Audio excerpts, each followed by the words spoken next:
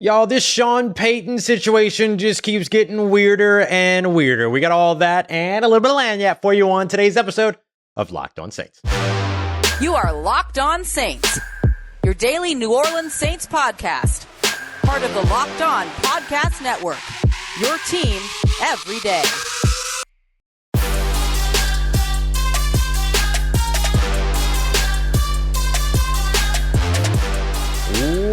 What is good, Who Dat Nation and Who Dat family? Welcome into another episode of Locked On Saints, your daily podcast covering your favorite team, the New Orleans Saints. Part of Locked On Podcast Network, your team every day. Thanks so much as always, making Locked On Saints your first listen of the day every day. Don't forget, we're free and available on all podcast apps and on YouTube as well. And I'm your host, Ross Jackson, at Ross Jackson Nola on Twitter, your New Orleans Saints expert, credentialed member of the media, CrescentCitySports.com, USA Today Saints Wire, Tuesdays on Locked On NFL, and here with you every single Monday through Friday on Locked On Saints. Today's episode of Locked On Saints and the crossover Thursdays that are going on across the Locked On Podcast Network today are brought to you by our friends over at Prize Picks. Prize Picks is so much fun and it's super easy that we know that you're going to love it. It's just you versus the projections that are available. You pick 2 to 6 players, choose whether or not they're going to come in at more or less than their Prize Picks projections. And if you get those right, you can win up to 25 times your entry now, and it takes less than 60 seconds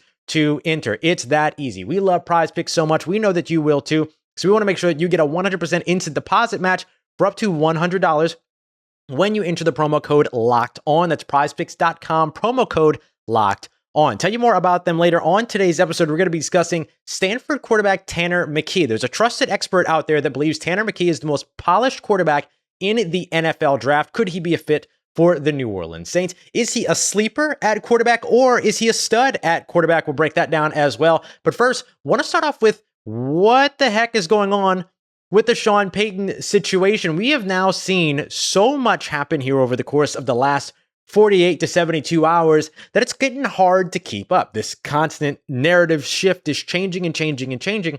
And now, as we discussed in yesterday's episode, things have gone from being really exciting for the Saints to being potentially concerning for the New Orleans Saints, because there's a chance that Sean Payton goes right back to Fox at the end of this entire coaching cycle and all this other stuff. So let me explain why that looks like it could very well be the case. We should acknowledge that the Arizona Cardinals have yet to interview Sean Payton. That interview is happening today on Thursday, or Wednesday if you're listening to this early. But on Thursday, that interview will take place. There is potential for a second interview with the Denver Broncos that was originally kind of casually discussed, according to our friends over at 9 News over in Denver, a part of the Tegna family as we are, that was sort of discussing sort of casually that second meeting, but that second meeting so far has not materialized. We'll see if it ends up happening after the Cardinals interview takes place and is, kind of complete. So the concern here, and the concerning trait that we're seeing, is that everyone sort of expected, and what you're seeing a lot of people react to, is that everyone sort of expected that nothing would move in the coaching landscape until Sean Payton landed with a team. And we've seen this in free agency, for instance. The entire quarterback market a year ago or 2 years ago, whenever it was, went on complete hold while Aaron Rodgers was making his decision. We saw it a couple of years ago before Tom Brady chose to go to Tampa. Everything was on hold until Tom Brady landed where he was going to land. Then the rest of the quarterback landscape shook out. That was the expectation here for the head coaching search, was that Sean Payton was going to pick his spot, the trade was going to get done, and then you would see other candidates start to get second interviews and get hired and things like that. The trend right now is that the coaching cycle is moving without Sean Payton. That's the part that's concerning so far. Does it mean that Sean Payton absolutely is not getting a job this offseason? No, that's not exactly what that means. But is it trending that way at the moment? Yes. And I have seen a lot of people who say, well, yeah, because Sean Payton wants to be picky. He's feeling out his options. He wants to make sure that he picks the right place. He doesn't like any of the teams that are available. That's not the issue here. The issue isn't that Sean Payton doesn't like the open jobs that are available. The concern is that the open jobs that are available don't want Sean Payton. That is preposterous in my mind, but exactly what we're seeing shaking out. So why would that be the case? Why would teams not want Sean Payton? Well, there's a couple different things here. You got to give up at least a considerable amount of draft capital in order to get him. It doesn't have to be a haul. It doesn't have to be a king's ransom, but it is still a considerable amount because you're talking about trading away at least one first round pick plus more pieces in terms of that draft capital, right? And remember, players can't be traded in coaching trades, only draft picks, cash considerations, and of course the coach.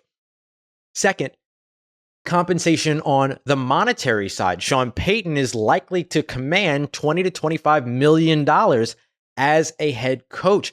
Not every team wants to pay that. If you think about, which has been sort of, I think, criminally under-transparent or untransparent across the NFL coaching contracts. But you think about Brandon Staley, who's making something like, Brandon Staley, the Los Angeles Chargers head coach, is making something like $4 million. Yeah, no wonder why the Chargers don't want to move on from Brandon Staley in order to hire Sean Payton and pay him 4 to 5 times as much or more, right? So that's the other piece. You've got compensation in terms of draft capital, but you've also got compensation in terms of what it's going to cost ownership, what it's going to cost the franchise. Now remember, coaching money doesn't come out of the salary cap. That's overhead cash spending on the organization. So salary cap doesn't matter in this whole situation, just as a side note. The third thing is control. Sean Payton is going to want some top to bottom control. This is something that Benjamin Albright reported when it came to the lack of progression in the Denver Broncos talks, which was expected to move faster than it has so far, which again isn't to say that it won't move forward at a later time. But as of right now, the expectation was that things were looking like they were going to move much faster for Sean Payton and the Denver Broncos. That has now halted. One of the reasons that Albright sort of reports is control, right? Do you want to give a head coach top-down control over your organization or top-to-bottom control over your organization when it comes to player personnel decisions, when it comes to roster building, when it comes to some, staff choices, things like that? Like any coach that you hire is going to come in and potentially make some changes to offensive and defensive coordinator. That makes sense. But when you have a coach that comes in and says, I would like to bring this general manager, I would like to bring this executive, I would like to bring this front office member, things are a little bit different, right? Dennis Allen can't do that anywhere else that he goes. Brandon Staley couldn't do that anywhere else that he goes. DeMeco Ryans, as much as people are excited about him, won't be able to do that anywhere that he goes. Sean Payton is going to ask for that, and Sean Payton is going to expect that because that's the kind of input that he had in New Orleans. That's the kind of relationship that he's looking for amongst the triumvirate of head coach, general manager, and owner. Now, wait, Ross, what about the mystery team that's waiting in the shadows, that's getting all their ducks in a row? Okay, let's be real. Do we really think that there's another team that's waiting in the shadows, lurking around the corner, waiting for Sean Payton not to get a job so they could fire their head coach and then dive in on that? There's two distinct possibilities. If there is actually a team that's kind of waiting in the wings. The first of which is the Indianapolis Colts, who already have an open head coaching position, but have not yet scheduled any kind of interview or, as far as I understand it, even been granted permission to speak to Sean Payton. So is that Sean Payton telling the Saints, hey, no, not on that one? Is that a compensation holdup? What is that? Or is that Indianapolis saying, okay, we've got what we need. Let's wait and see what some of these other things are. Okay, that could make sense. Two, there's a surprise on the way in terms of maybe not a coach firing, but perhaps a coach retiring, some kind of change, or a coach walking away, or a coach resigning, something like that, that could be on the way, that could change the entire landscape of this Sean Payton scheme. Now, who are the coaches that are close to that spot? I guess you could say Pete Carroll because of age. Maybe Andy Reid could be a surprise at some point, kind of like Bruce Arians was a surprise a few years ago. But how realistic is that? Really, Andy Reid and Patrick Mahomes look like they're about ready to, they're about to play for the Super Bowl here. So is that really a situation to where he might end up saying, all right, cool, got what I needed, see ya, I'm out? I don't think so. So, but who knows? Because there's been kind of but there has been, let's just say, murmurs blowing in the wind for a while about that potentially being a situation that could happen to the Kansas City Chiefs. Then all of a sudden, Sean Payton gets his perfect marriage with Patrick Mahomes. Everybody happy, right? So that's certainly something to watch and wait for. But how long are you going to sit on your hands and wait to see where Sean Payton shows up? So ultimately, it's all going to depend upon where Sean Payton wants to go, yes, but also who wants Sean Payton. And right now, that question, or really, let me say it this way, that answer is a little bit harder to shine a light on than anyone expected here nearly at the end of January, when head coach hirings are imminent at this point. Imminent. Senior Bowl is on the way. Combine's on the way. Pre-draft process is on the way. Post-draft process is on the way. Free agency process is on the way. Coaches are about to start being hired. And we thought Sean Payton would be a little bit further down the road than he is at this moment. Not to say that he won't end up down there, but that's why you're hearing the concerns that you're hearing thus far. Coming up next, the New Orleans Saints don't need a first-round pick to address quarterback. In fact, the first-round picks that it looks likely that they would get, which would be ones toward the back half of the draft, probably wouldn't even put them in position to get a quarterback in the first round unless they wanted to grab somebody that was a second-round grade or something like that and get that fifth-year option. So if they can't have that, doesn't mean that they can't still get a quarterback with their top selection in the second round. Could Tanner McKee, the Stanford quarterback, be a good fit for the New Orleans Saints? Breaking him down as we continue on with our Draft Prospect Thursdays here on Locked On Saints. And today's episode of Locked On Saints is brought to you by our friends over at FanDuel. The playoffs, the NFL playoffs are here, and there is only one place for you to be, and that is helping us celebrate our new sports betting partner here on the Locked On Podcast Network, the number one sportsbook in all of America, FanDuel. If you're new to FanDuel, it gets even better. Trust me, they have so many great features that help to make betting super fun and easy that you're going to want to take advantage of it, but I want to make sure you get a little bit of a bonus in the midst of doing that. If you're a new customer, you can join today and get started with $150 in free bets guaranteed when you place your first $5 bet. So you place the $5 bet, then you end up getting that $150 in free bets that you can use. Go off, have a ton of fun. All you have to do is sign up today at FanDuel.com/lockedon. The other day, I caught the Cincinnati Bengals as 1.5 point underdogs. They are now 1.5 point favorites. So I'm super excited that I caught that. When I caught that, maybe you will be able to find something that could be a potential steal for you as well, and make back a little bit of that holiday spending that you did over the course of the last month. All on the app. It's all safe, it's all secure, and it's all super easy to use. It's FanDuel. So football fans, don't miss out. Place your first $5 bet and get $150 in free bets, win or lose, at FanDuel.com/lockedon. Make every moment more with FanDuel, the official sportsbook partner of the NFL. All right, family, continuing on with today's episode of Locked On Saints. Could Tanner McKee be an absolute steal for the New Orleans Saints, or whomever, but could he be a steal for the New Orleans Saints, most importantly, with their top selection in day 2 of the NFL draft, or maybe even a second selection in day 2 of the NFL draft, depending upon what that pick ends up looking like. So for the New Orleans Saints, they are going to be looking for the signal caller, a rookie quarterback, whether they're looking for somebody that's going to start right off the bat, whether they're going to be looking for somebody to try to develop over time and show that they can do that.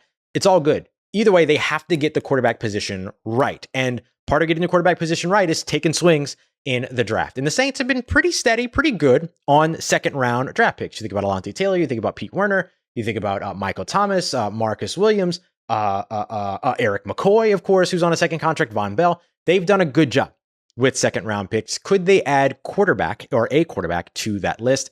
Tanner McKee could be that guy. 6'6", 230 pounds, coming out of Stanford. The Saints really like Davis Mills in the draft out of Stanford. They like that Stanford, they like the Stanford scheme on offense and on defense, particularly at quarterback and in the secondary. We've seen that with Paulson Adebo, for instance. And of course, they were in on Davis Mills, or liked Davis Mills. Let me say it that way, heavily connected to Davis Mills. So what is it that makes Tanner McKee special? There's a couple of different things to point out here. He doesn't have those blow you away type numbers, right? He doesn't have 40 touchdowns, to 11 interceptions or something like that. He's completed 63.2% of his passes over the course of his career. You can adjust his completion percentage, which includes passes on target when throwing, when throwing passes. I don't know. But anyway, passes on target, 72% in 2022. 28 career touchdowns and 15 interceptions. Not great numbers there. Sacked 40 times in 2022 with the 4th highest pressure to sack conversion rate against, which is around 27% amongst those that were drafted or that are draft eligible in 2023. 83.8 NFL passer rating. So far I haven't sold you on him, and I understand that. Don't worry, I'm having fun here. So what is it that he does do well? Well, stop me if you've heard this before. Great anticipation, gets the ball out quickly, can make tight window throws, has excellent footwork, and is a great leader. He's not a mobile guy. He's not going to pick you up a bunch of yards or anything like that, but 2.51 seconds to throw on average means that when the pressure is coming for those 40 sacks that he experienced, it's been coming quickly. The offensive line in Stanford was a bit of a mess. The receivers didn't get a ton of separation, but that didn't stop Tanner McKee from having a steady completion percentage of 62% in 2022, but also that adjusted completion percentage of 72% in 2022 as well. So you're seeing a lot of receivers not being able to create separation, but him excelling when it came to tight window throws. You go back to 2021, his first few games, 11 touchdowns, no interceptions, 7.2 yards per attempt, 65% completion percentage. Those are solid numbers. If he would have been able to maintain that type of production, minus the 0 interceptions, right? That eventually would have ended up kind of sneaking up on him.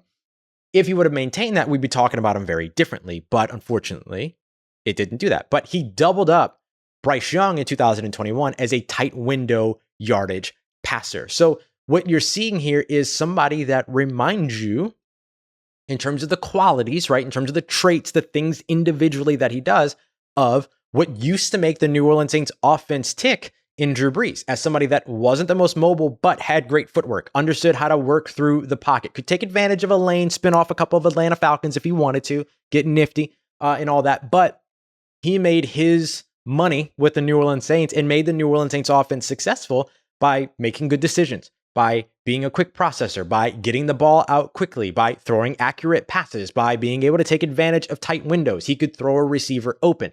He was really, really good when it came to anticipation, a spot thrower, all those things. Tanner McKee checks all these boxes as well, but at 6'6", 230 pounds, and with an NFL caliber arm. Not that Drew Brees didn't have an NFL caliber arm. I'm just adding that note in. So Tanner McKee could be in consideration. He's not going to be a Senior Bowl guy or anything like that. He's a bit of an underclassman. He's going to be 23 years old when he gets drafted. Won't have the same level of experience as some 23-year-olds when they're drafted, because he did 2 years away on a mission while at Stanford, or to Stanford, which is what brought him over there. But he'll graduate as a junior. He's already declared for the NFL draft. He'll be out there. So Tanner McKee's a name to know. Is he a Bryce Young whose offense is wide open and that, wins with scheme?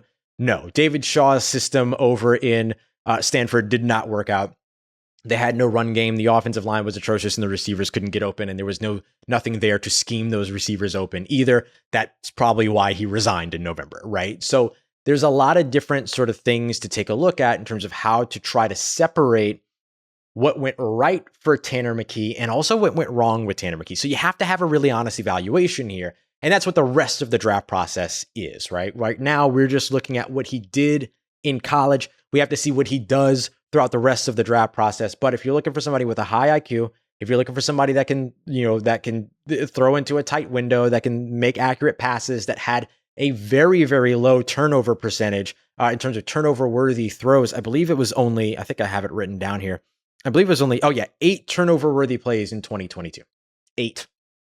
That's really, really good. That's really solid. That's among some of the fewest amongst the 2023 draft eligible players or quarterbacks that are out there. So he's an interesting prospect because he checks a lot of boxes. It's just funny because it didn't translate out on the field with the talent that was around him. So do you put that on the talent that was around him, or do you put that on him for not being able to maximize that talent? That's what the New Orleans Saints are going to have to figure out. That's the question that you might have to ask yourself. If it's me, I'm looking at what can he do when I put better talent around him, right? So I'm drafting Tanner McKee not to be my starter in 2023. I'm drafting him to potentially be my starter in 2024. Put a veteran quarterback with him, let the veteran quarterback do things, let him sit back and learn, and then get an idea, get a look at what he does in practice, get a look at what he does in the preseason, get a look at what he does in late game situations. If your season is wrecked by and you've got 3 games left in the year, I'm putting him out there kind of like what the Las Vegas Raiders did with Jarrett Stidham to get a look at him. Get a look at this kid with more talent around him because he didn't have a ton of it at all over at Stanford. No offense, Paulson. I'm sorry. I know you're a Stanford Cardinal. They didn't do great. They didn't do great this year. So get the talent around him. And if you feel like he has all the tools, he has the the neck up football stuff all down, then get him out there and invest in him if you like him, and then get a look at him over the course of a year. And it's not the same situation as the Hendon Hooker situation to where you sit him down for a year and then he's 26 before he starts an NFL game, right? Which, again, I don't care about, but other folks do, right? So that's my thoughts on Tanner McKee, but a very trusted draft expert also trusts Tanner McKee. Let's break that down and take a look at what he has to say about McKee as we continue on to wrap up today's episode of Locked On Saints. Today's episode of Locked On Saints brought to you by our friends over at Prize Picks. Told you a little bit about them earlier, but basically, like, this is daily fantasy made the way that it should be. Made easy, super easy for you to go in. It's not you versus somebody else's lineup. It's not you having to draft and you're stuck with a draft and dealing with injured players and putting people on injured reserve and waiver wire, all that stuff. I don't have the capacity for all that stuff anymore. You might not either. And Prize Picks in that case would be perfect for you because you're also not going up against mystery lineups and all that stuff. It's you versus the house. It's you and your knowledge versus some projections. Nice and easy. Will this player pass for more or less than this amount of receiving yards? That's the kind of stuff you have to be ready to do. That's why it takes you less than 60 seconds to input your answers. You do this for 2 to 6 players. And if you get those right, you're going up to 25% your money. That is a huge payout. Huge payout. No competing against other people. You versus the projections that are available. You can do everything from the NFL, NBA, MLB, all of that, to WNBA, esports, NASCAR, tennis, MMA, boxing, disc golf, Euro basketball. They've even got cricket. I know there's some big time cricketers out there. I see you. Don't even worry about it. It's safe, fast withdrawals, all that. Operational in over 30 states and in Canada as well. All you have to do is download the Prize Picks app or go to prizepicks.com today so that you can sign up to play daily fantasy sports. First time users are going to be able to get a 100% instant deposit match of up to $100 with the promo code LOCKEDON, LOCKEDON. If you deposit $100, Prize Picks will give you $100. Deposit $50, Prize Picks will give you $50. You know how it goes. Don't forget that promo code LOCKEDON to sign up and get your instant deposit match of up to $100 over at prizepicks.com. Let's get it, Who Dat Nation. Wrapping up today's episode of Locked On Saints with a quick look at Tanner McKee. We're exploring all the different draft eligible quarterbacks this year. And the fact of the matter is that just as we expected going into 2023 and just as we expect going into 2024, there's a lot of good candidates out there, not just first round guys, day 2, mid round guys as well.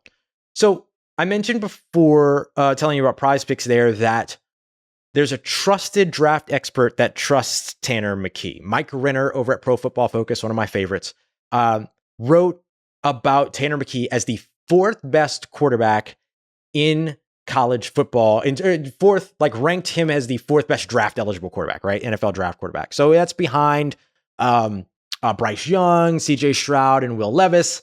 Usually you see Anthony Richardson's name at number 4, sometimes Hendon Hooker's name at number 4, but Tanner McKee comes in at number 4 on Mike Renner's list, just before Anthony Richardson, and then just before Bo Nix didn't declare. So just before Hendon Hooker, right? Bo Nix going back to Oregon. I messed that up the other day. Sorry. I want to read you a little bit about what it is that Mike Renner says, just to kind of further my point about Tanner McKee being something that feels familiar to New Orleans Saints fans. Listen to this first sentence here. McKee is a very polished passer with some of the best footwork, timing, and accuracy in his class. Second sentence, with his 2.51 second average time to throw being the second quickest in amongst those on that list, he also earned the highest grade on tight window throws amongst anyone on Renner's top 10 list. So again, he reminds you of someone. And that doesn't mean that he's going to be Drew Brees. Let me just be really, really clear about that. Just because somebody has similar traits, similar qualities, and is a similar style player doesn't mean he's going to see the same success. But if you're looking for somebody that, and I get a lot of pushback, right? I talk about mobile quarterbacks. I like mobile quarterbacks, raises the floor to me in terms of what that quarterback can do. That quarterback being his own check down, I think, is a good model in today's NFL.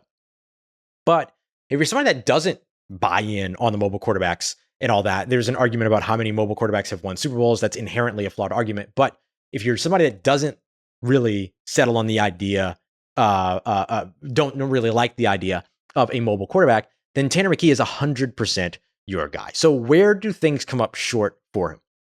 Like I said, 27.1 career pressure to sack rate, i.e. time, 27.1% of the time that he saw pressure, it ended up in a sack. So he's got to be, and that just comes with not being a mobile quarterback, but got to be able to navigate the pocket a little bit more, get that footwork going. NFL coaching should help him be able to do that. One of the things that Mike Renner points out is that he's not a creator. He's a point and shoot thrower. So that means that your floor could be a little bit lower if you're not able to, even if you're somebody that's not going to scramble for a bunch of yards, just stay alive. Joe Burrow being annoying against the New Orleans Saints. Sam Darnold being annoying against the New Orleans Saints. Almost sack after almost sack after almost sack. Those types of being able to extend plays, not necessarily the Jalen Hurts create, shake and bake and run for 60, 70 yards or whatever. And then one of the other things that Renner points out here is one of the things that we mentioned earlier. He's a junior by class, but not going to be as experienced as your average 23-year-old, as Renner says. 2-year LDS mission prior to going to Stanford, that ends up factoring in. Here's what Renner says as his bottom line when it comes to Tanner McKee. McKee can step on an NFL field tomorrow and operate an offense. The big question will be, to what heights can he push his game as a pure pocket passer? So again, we talk about high floor prospects being quarterbacks that are pocket passers. I disagree with that premise. To me, the high floor prospects are ones that can pass from the pocket and that can run. Low floor prospects are players that can only pass to the pocket and can't run, quarterbacks that need to run. Both of those, to me, lower floor prospects, lower ceiling prospects.